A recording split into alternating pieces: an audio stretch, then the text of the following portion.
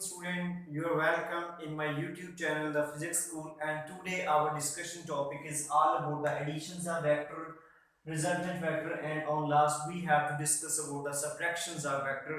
आइए अपने इस आज के लेक्चर को स्टार्ट करते हैं। सबसे पहले है एडिशंस ऑफ वेक्टर। तो आपके सामने मैंने यहाँ पे दो वेक्टर्स लिए हैं, vector A and vector B.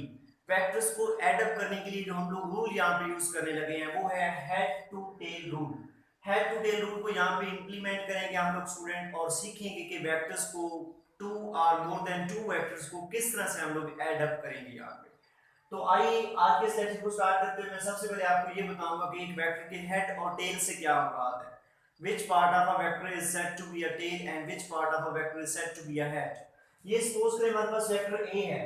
Student vector A का ये जो एरो है, ठीक है, this will indicate the direction of vector A and the length of this line will indicate the direction, will indicate the magnitude of that vector। दोबारा सुने, ये vector A का जो एरो है ये इस वेक्टर ए की डायरेक्शन को रिप्रेजेंट करेगा और ये इसकी जो लेंथ है इस लाइन की ये इसकी मैग्नीट्यूड को रिप्रेजेंट करेगी। तो ये जो इसका एरो है स्टूडेंट जो कि डायरेक्शन को रिप्रेजेंट कर रहे हैं, इसको हम लोग नाम देते हैं हेड ऑफ अ वेक्टर का।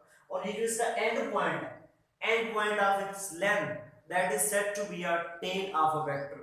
हम लोग इसको यूज करते हुए हेड टू टेल मेथड को यूज करते हुए वेक्टर एडिशंस को परफॉर्म करेंगे। तो यहाँ पे मेरे पास सिंपली दो वेक्टर्स हैं ए एंड बी। तो जब भी आप लोगों ने head to tail rule apply करना है तो सबसे पहला काम यह है कि आपने वेक्टर्स को नंबर असाइन करने हैं। which one is said to be a first vector and which one is said to be a second vector and which one be said to be a third vector। अपनी आसानी के लिए आपके पास जितने भी vector हैं उनको नंबर असाइन कर देना है, first vector, second vector, third vector up to so on. तो यहाँ पे दो वेक्टर्स हैं, मैं यहाँ पे इनको नंबर असाइन करता हूँ, मैं लेट कर लेता हूँ कि vector A is a first vector and vector B is a second vector. तो हेड टू टेल रूल क्या कहता है? According to head to tail rule, place the first vector as it. जो हमारे पास फर्स्ट वेक्टर है उसको as it आपने place कर देना and then place the tail of a second vector on the head of a first vector. जो second vector है उसके टेल को कोइंसाइड कर दें आप लोग with the head of a first vector. तो यहाँ पे मैंने यही काम किया है, ये मैंने फर्स्ट वेक्टर ड्रा किया स्टूडेंट यहाँ पे ए और इसके हेड के ऊपर मैंने यहाँ पे वेक्टर बी जो कि सेकंड वेक्टर है इसकी टेल को यहाँ पे प्लेस कर दिया। अब हम लोग रिजल्टेंट कैसे ड्रा करेंगे? रिजल्टेंट जो है इस केस में स्टूडेंट सिंपली वे है, सिंपल तरीका है कि जो आपका रिजल्टेंट वेक्टर है उसका टेल जो है फर्स्ट वेक्टर के टेल के साथ कोइंसाइड करना चाहिए और उसका जो हेड है सेकंड वेक्टर के हेड के साथ कोइंसाइड करना चाहिए। तो हम लोग आइए यहाँ पे रिजल्टेंट ड्रा करते हैं। ये रिजल्टेंट हमारे इस केस में कुछ इस तरह से बनेगा।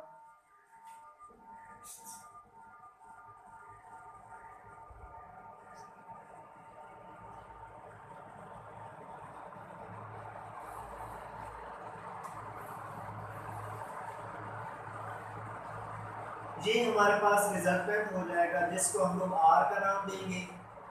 ये इसकी कुछ ओरिएंटेशन हो जाएगी।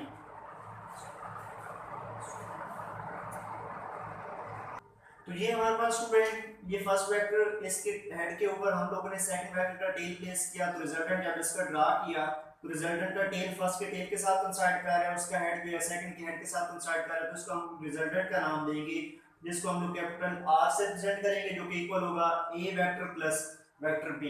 तो ये हमारे पास एडिशन होगी by using the head to tail rule.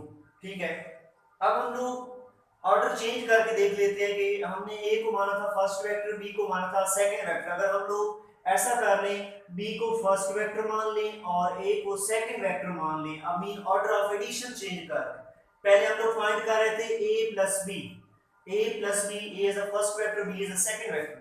अगर हम लोग ऐसा कर लें कि बी को फर्स्ट मान लें, ए को सेकंड मान लें, तो फिर भी कोई मसला नहीं है। हम लोग बी वेक्टर को एज इट प्लेस कर देंगे और सेकंड वेक्टर का जो टेल है ए बी के हेड के ऊपर प्लेस कर देंगे। तो आइए ये कुछ केस ऐसे बन जाएगा हमारे पास। इसको हम लोग चेक कर लेते हैं। ये ड्रा कर रहा हूं मैं यहाँ पे first vector same as it orientation में प्लेस किया जाएगा यहाँ पे।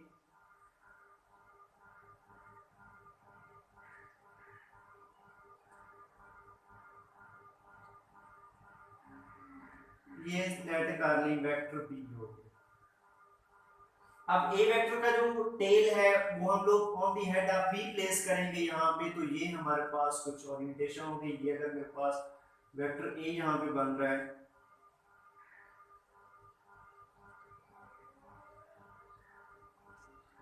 तो ये वेक्टर ए हो जाएगा, ये वेक्टर बी हो गया, ये वेक्टर ए हो गया, फर्स्ट वेक्टर बी, इसके हेड के ऊपर हमने टेल ऑफ ए को प्लेस किया, तो अब इनका रिजल्टेंट जो है यही रिजल्टेंट हो जाएगा स्टूडेंट। यहाँ पे देखें ये जो आर वेक्टर है इसका टेल बी के टेल के साथ, इसका हेड वेक्टर ए के हेड के साथ प्लेस हुआ है, तो इसको हम लोग लिख देंगे R is equal to B vector plus A vector.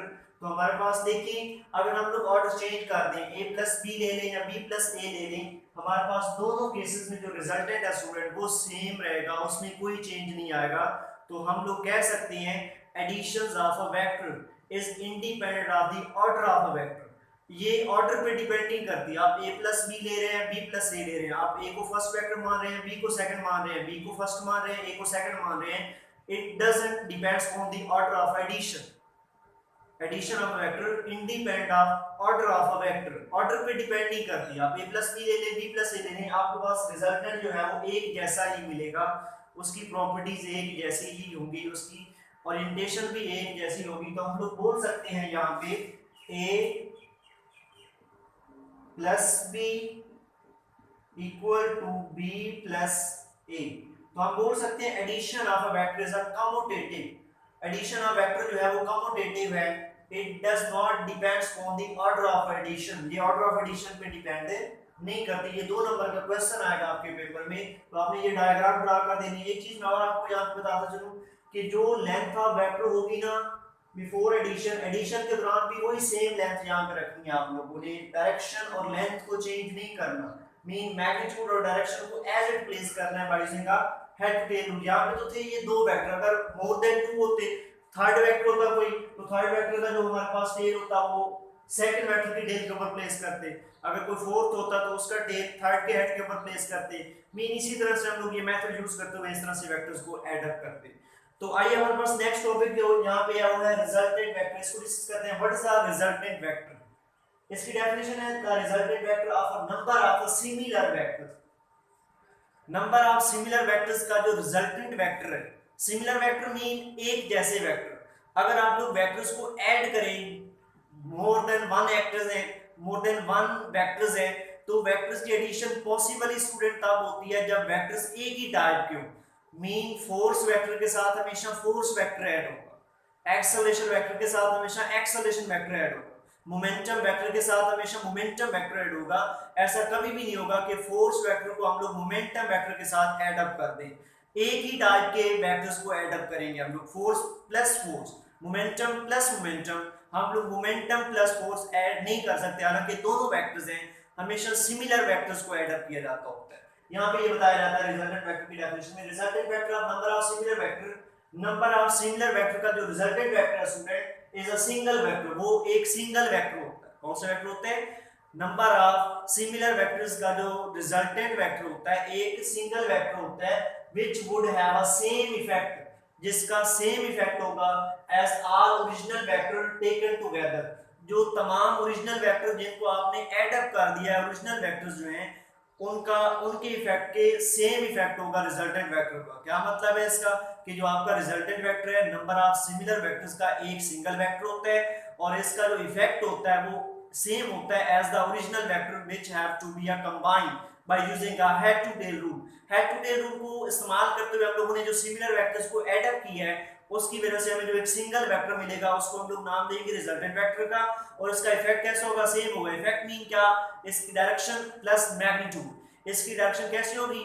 Number of original vector की कंबाइंड डायरेक्शन जो होगी वही डायरेक्शन होगी हमारे पास सिंगल वेक्टर की, जिसको हम लोग नाम देंगे रिजल्टेंट वेक्टर, और इसकी मैग्नीट्यूड कितनी होगी? जितनी कम ऑल वेक्टर्स की मैग्नीट्यूड होगी उसका कंबाइंड इफेक्ट होगा वही रिजल्टेंट वेक्टर की मैग्नीट्यूड भी होगी। जैसे से हम लोग इस डायग्राम को यूज करें, इसमें इसके कंपोनेंट जो आ रहे हैं ए बी निकाल रहे हैं, ए वेक्टर की ओरिएंटेशन कुछ ऐसे है, बी की कुछ ऐसे है, रिजल्टेंट की ओरिएंटेशन कुछ ऐसे मिले।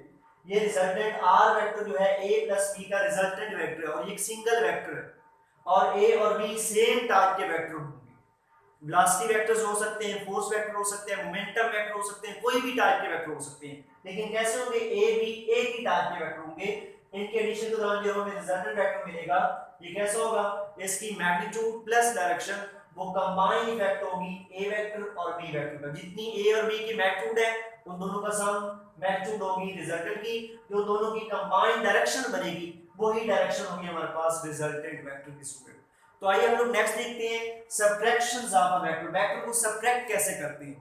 तो इसके लिए देखिए सपोज करें हमारे पास एक वेक्टर है ए, लेट कर ले, वैसे मैंने रैंडमली यहां पे एक वेक्टर ले लिया, वेक्टर ए, वेक्टर ए किसी भी डायरेक्शन के अलाउंग ईस्ट के अलाउंग है, कोई ना कोई मैग्नीट्यूड है, ये कोई ना कोई इसकी डायरेक्शन है, इसकी सबट्रैक्शन से क्या होगा, let's suppose vector A is directed towards the east, अगर हम लोग इसकी डायरेक्शन को चेंज कर दें, रिवर्स कर दें, ये ईस्ट की तरफ था टुवर्ड्स राइट था, इसको टुवर्ड्स लेफ्ट कर दें, वेस्ट कर दें, तो इसके साथ इसकी डायरेक्शन को हमने रिवर्स किया तो इसके साथ आ जाएगा negative, and this is known as a subtractions of a vector. Just आप लोग वेक्टर की डायरेक्शन को चेंज कर दें, जिधर उसका हेड है ठीक है उसको उठाकर उसकी टेल की तरफ ले, उसकी डायरेक्शन को रिवर्स करने से ये जो प्रोसेस है इसको हम लोग नाम देंगे सबट्रैक्शंस ऑफ अ वेक्टर का। आइए हम लोग सेम इसी डायग्राम को यूज करते हैं सबट्रैक्शंस ऑफ वेक्टर को परफॉर्म करने के लिए।